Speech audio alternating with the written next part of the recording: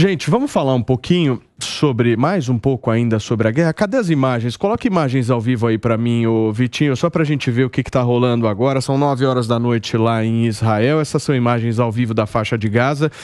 E a gente vê esse apagão generalizado que eu mencionei pra vocês. E a diferença aí pras imagens na divisa com o Líbano.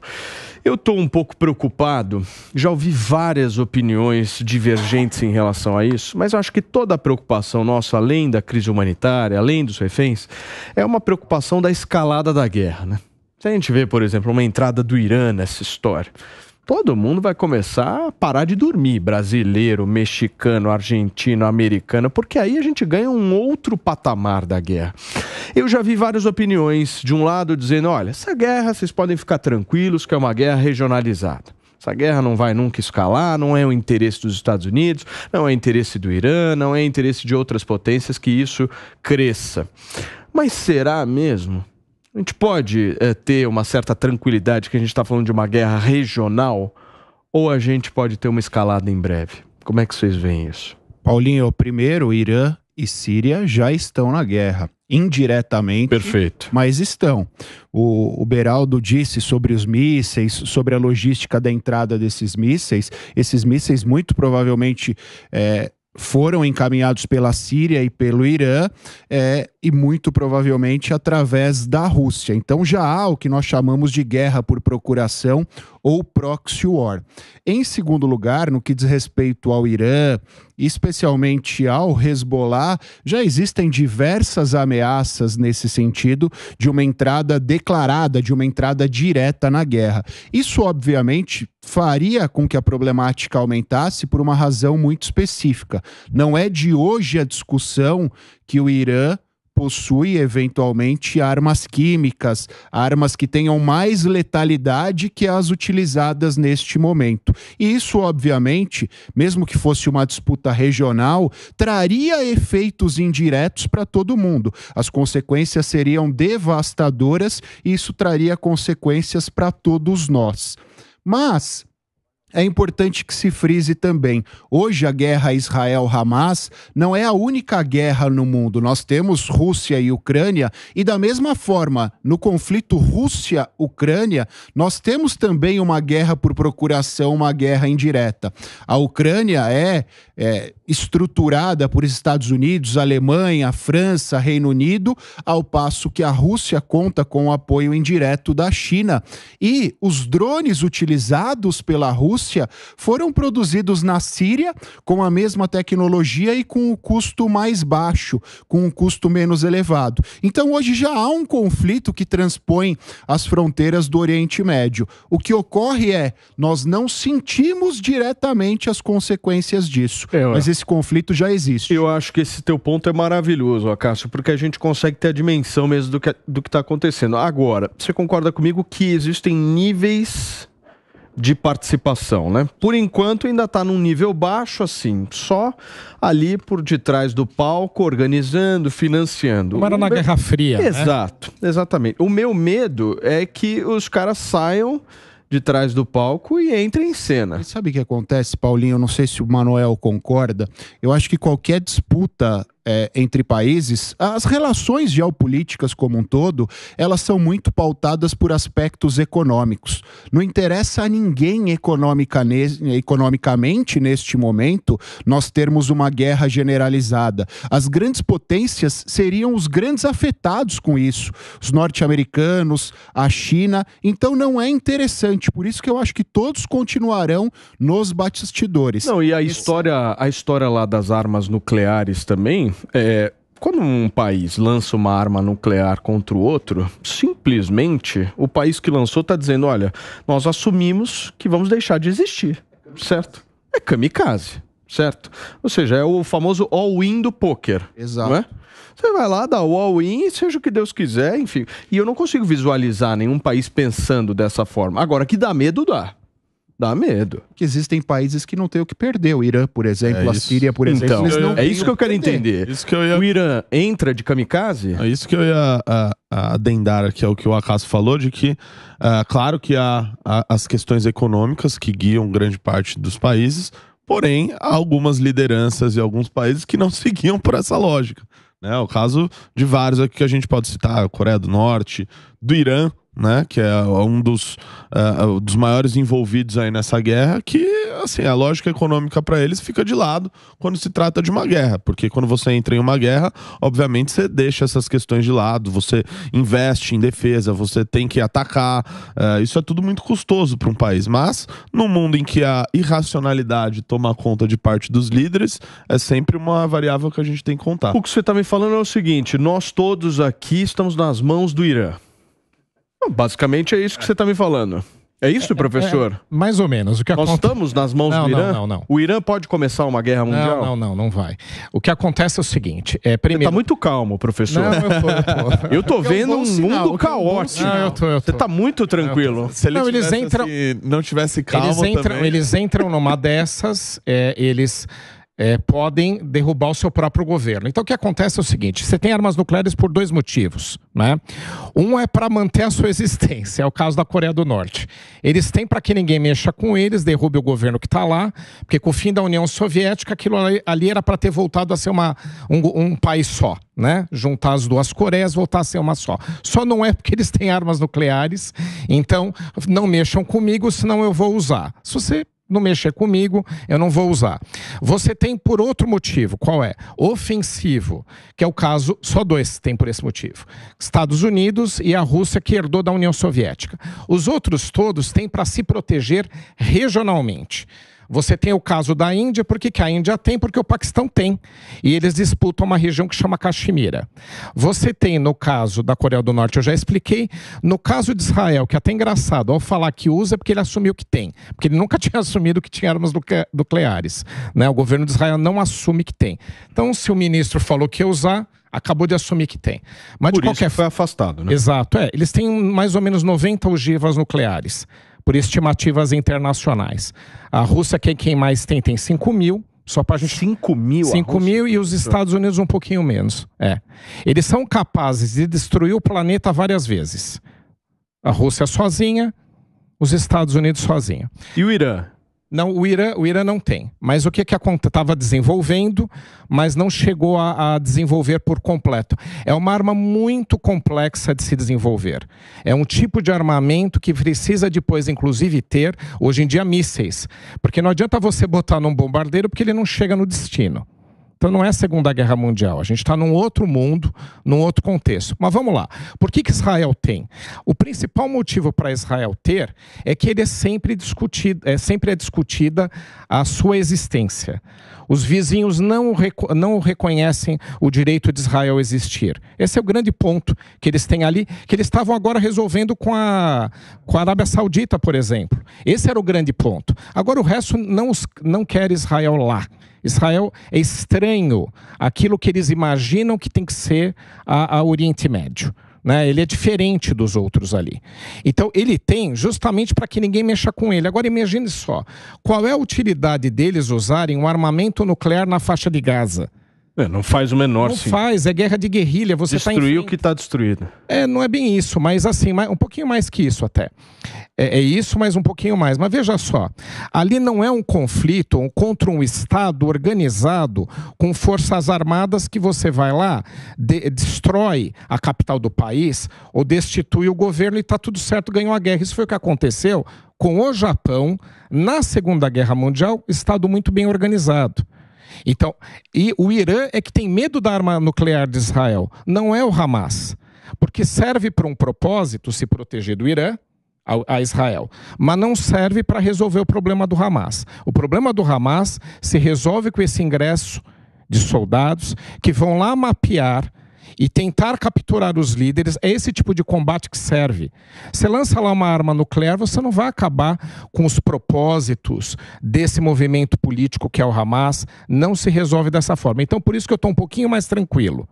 Essa arma ela não serve aos propósitos desse conflito. Então você está apostando que vai ser regional mesmo? Sim. Agora se a gente pegar lá a Ucrânia com a Rússia, até que ponto um governo russo desesperado, perdendo a guerra, ou Putin podendo cair do governo, não pode dar um desespero e usar uma daquelas táticas que são aquelas armamentos nucleares menores? Não sei. Agora, neste caso, eu estou um pouco mais tranquilo porque a arma não é útil, só por esse motivo. Fala, Beraldo. Não, só para complementar, a gente precisa lembrar, Paulo, que quando houve a invasão do Kuwait pelo Iraque, os Estados Unidos foi declarou guerra contra o Iraque com o apoio da Europa.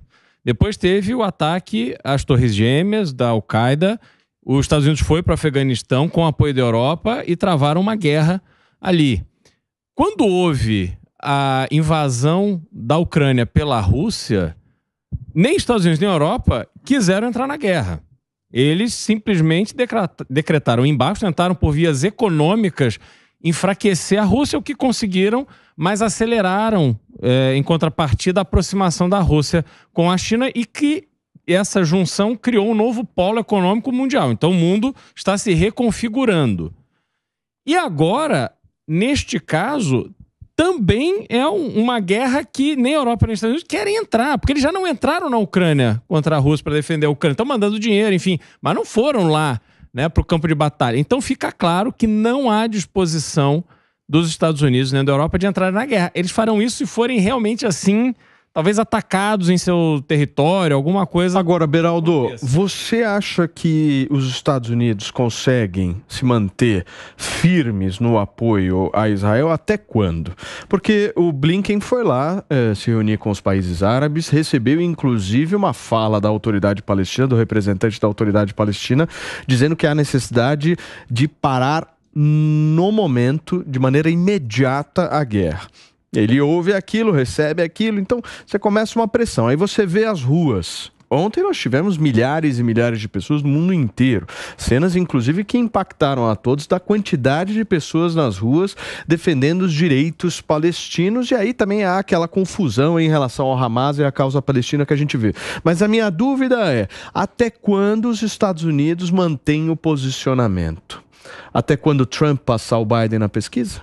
É isso? É quando for interessante para eles. É isso? Eu acho. Eu acho que Vocês acham que tem total relação? Fraco, é um governo fraquíssimo. Os Estados Unidos há muito tempo não se deparava com um governo tão fraco como está sendo o governo Biden. E essa questão eleitoral é fundamental. Veja, Biden claramente numa situação já debilitada, mas o Partido Democrata afiancia ele como o candidato à reeleição, que é uma situação ilógica, imaginando que ele será capaz de vencer o Trump. E Trump, avançando nas pesquisas, a gente citou mais cedo aqui, próprio Robert Kennedy Jr. correndo como um independente, também já está avançando na pesquisa. A minha leitura é que o Biden ficará para trás. E o Biden ficando para trás, aí eles são capazes, têm demonstrado isso, de várias loucuras. Né? Agora, essa ação rápida, porque cá entre nós, né? O Biden foi muito rápido na viagem que fez, né? Foi rápido, foi instantâneo, foi imediato ali e foi muito positiva a visita dele do ponto de vista político para as eleições americanas. Vocês acham que ele agiu 100% baseado em pesquisa? Ou seja, o americano queria ver a viagem do Biden a Israel, Acácio? O eleitor democrata, né? Não acho que os americanos todos queriam, mas eu acho que uma parcela dos eleitores democratas exigiam essa demonstração por parte do Biden. Então, por isso que ele foi bastante rápido. Mas eu acho importante a gente lembrar que, historicamente, num contexto geopolítico, os americanos também são bastante habilidosos ao se manterem em cima do muro ou ao agirem entrepor pelas mãos de terceiros. Então, por isso que eu não acho que eles vão ter esse posicionamento, mas eles vão continuar fomentando Israel, vão continuar fomentando a Ucrânia, porque no final das contas, pros interesses internos deles, que é o que interessa no final do dia, é importante a vitória de Israel e é importante a vitória da Ucrânia. Judeus são grandes doadores de campanhas democratas, né? A gente não pode esquecer disso. Muito bem lembrado. Eu tô com imagens aí ao vivo, o Filipão coloca, só pra gente dar uma olhada como é que tá a situação agora lá na faixa de Gaza, são 9 horas e 15 minutos. A gente tá com imagens ao vivo, no começo do Tá na Roda a gente viu algumas explosões acontecendo ali na faixa de Gaza, a situação é um pouco mais tranquila ali na divisa com o Líbano, embora a gente teve vários bombardeios aí nessa semana, principalmente vindos aí do grupo Hezbollah, outro grupo terrorista, uma outra frente de batalha, e agora, ao que tudo indica, a gente não tem mais a quantidade de explosões que a gente teve ali durante a semana. Certo, meu querido Renato Batista? Mais algum ponto aí? Olha, Paulo, eu queria fazer alguns comentários aqui sobre as falas dos colegas. O professor Manuel falou sobre o corredor humanitário. Na última semana, uma das polêmicas que teve, mais uma, com relação à guerra, foi um ataque feito por Israel em Al-Shifa, me corrijam se estiver errado, a uma ambulância. E isso acabou ferindo alguns civis. E, enfim, isso foi uma polêmica que tomou a semana, porque essas ambulâncias, assim como hospitais, muitas vezes como escolas, outros lugares sensíveis onde há civis, o grupo terrorista Hamas se utiliza dessas estruturas para se proteger e para supostamente evitar algum tipo de ataque de Israel, uma vez que está usando ali os civis, as pessoas inocentes, para eles não serem atacados. E nesse ataque de Israel acabou morrendo alguns civis, muita gente foi criticar isso, e o Estado de Israel disse, o Ministério da Defesa, de que, olha, esse ataque foi feito porque naquela ambulância, né, onde foi mirada para ser atingida por um míssil, estavam terroristas do Hamas.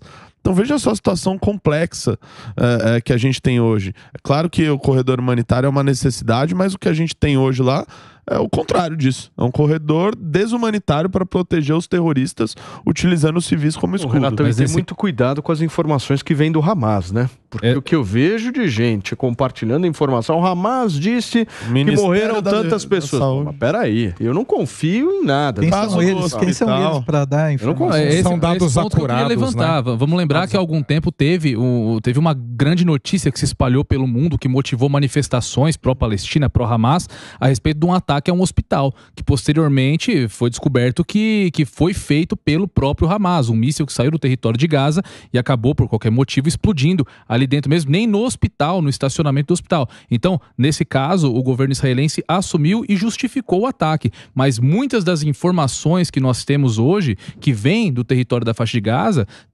devem ser analisadas assim, com todas as anotações possíveis, porque é aquela coisa, numa guerra, a primeira vítima é sempre a verdade, a propaganda é um elemento essencial dos dois lados, né? Enfim, mas muito mais por parte do Hamas, a utilização das fake news, das notícias falsas, para, enfim, manter um certo apoio na comunidade internacional, vai ser utilizado a todo tempo. Agora, quem perdeu essa guerra, mas assim, um dos maiores prejudicados na história, é claro que o povo palestino foi prejudicado, os judeus foram prejudicados, mas do ponto de vista político, quem perdeu essa guerra foi o Zelensky, hein? Ninguém mais fala de Ucrânia, professor. O que acontece... Tá na pauta mais. Não tá. São várias questões, né? A gente acha que dá para dar conta de tanto conflito, mas não dá não.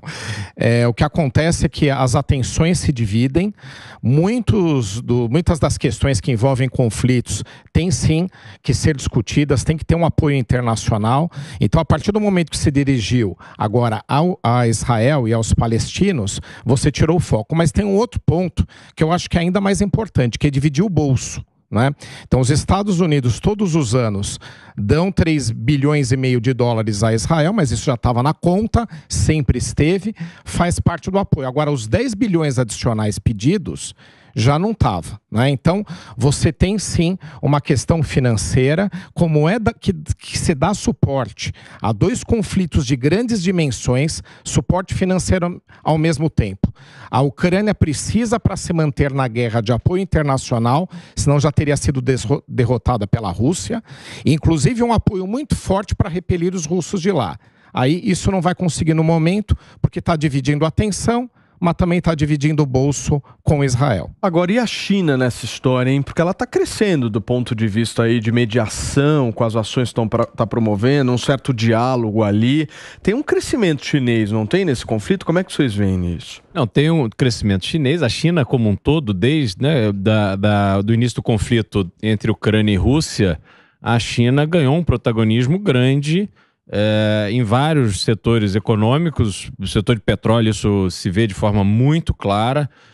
A Rússia passou a ser dependente da China, passou a ser dependente da Índia. O sistema bancário que foi fechado para a Rússia se abriu na China.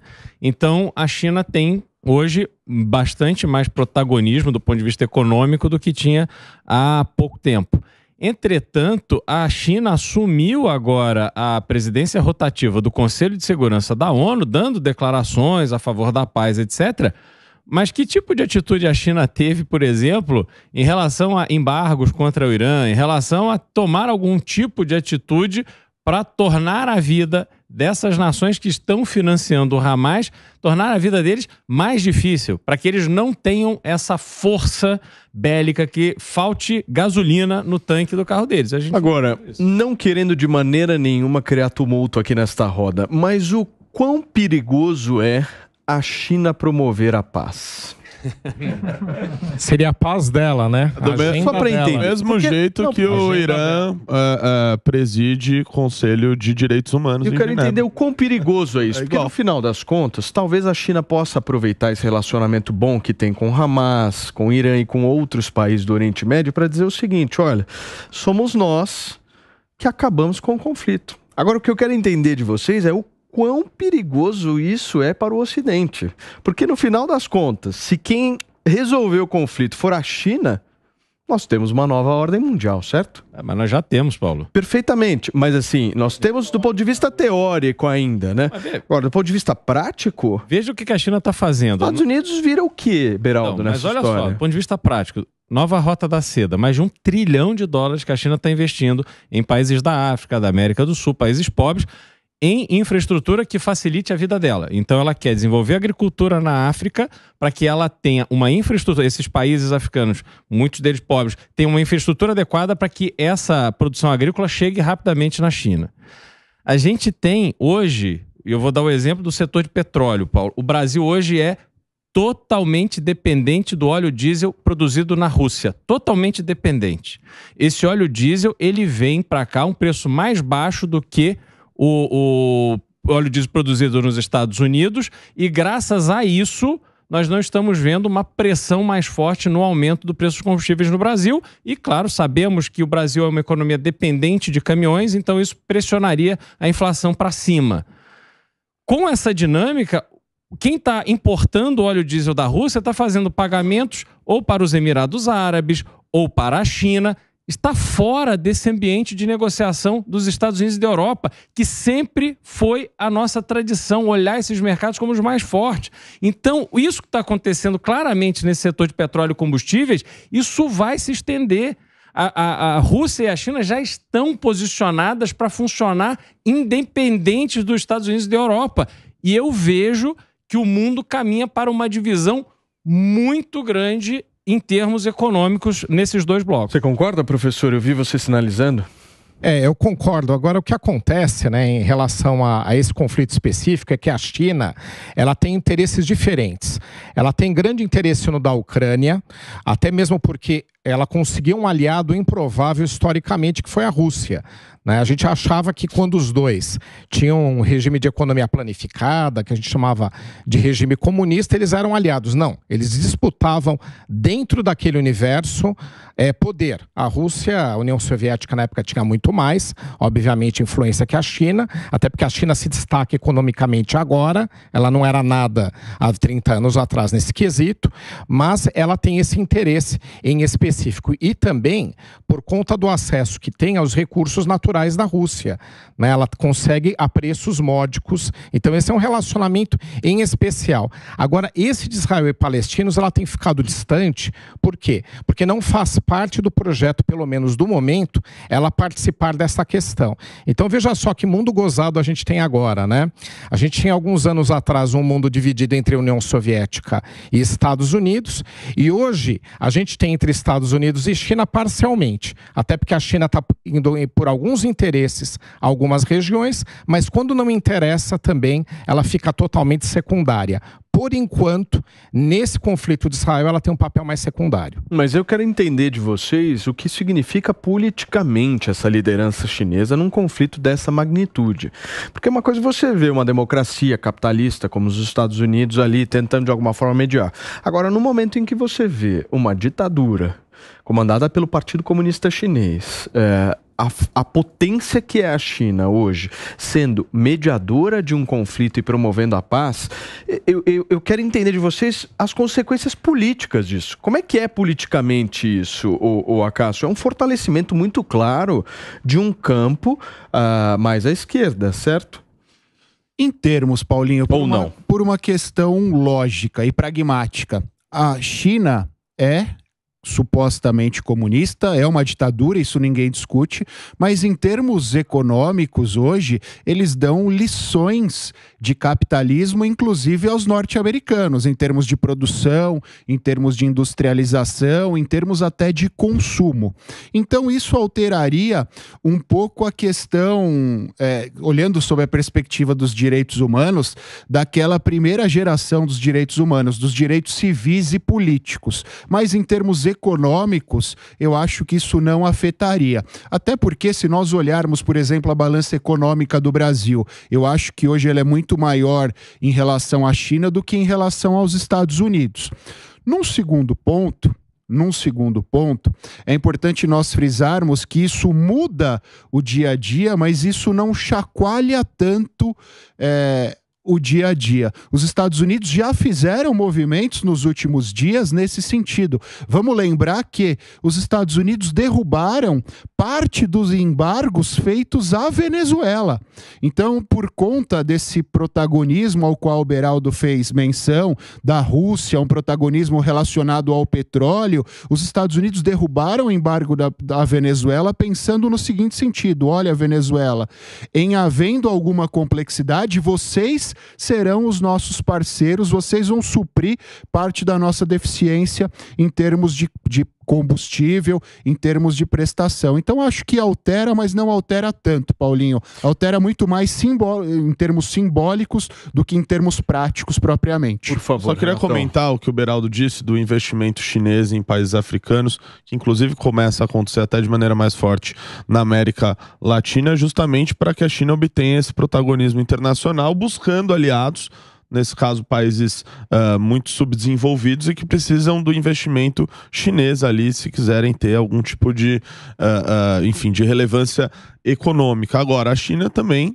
tem os seus problemas internos para resolver, que não são poucos, né? Falar rapidamente do caso de Taiwan, que é o mais latente, de que, enfim, acho que esse todo mundo já sabe da importância geopolítica que tem, e de outros conflitos internos, como por exemplo na região do Tibete, em que a China, o Partido Comunista Chinês tem lá suas divergências com o que acontece ali, com Hong Kong, na região de Xinjiang, né, onde a gente vê, enfim, pessoas presas, campos de concentração, diversas denúncias de direitos humanos. Então, os problemas chineses nas fronteiras em algumas cidades não são poucos, tá? Então, claro, quando a gente fala do envolvimento da China nesses conflitos que estão acontecendo, é claro que ela sempre olha isso de cima do tabuleiro, vendo como pode se posicionar geopoliticamente, mas também tendo em vista que tem os seus problemas internos para resolver.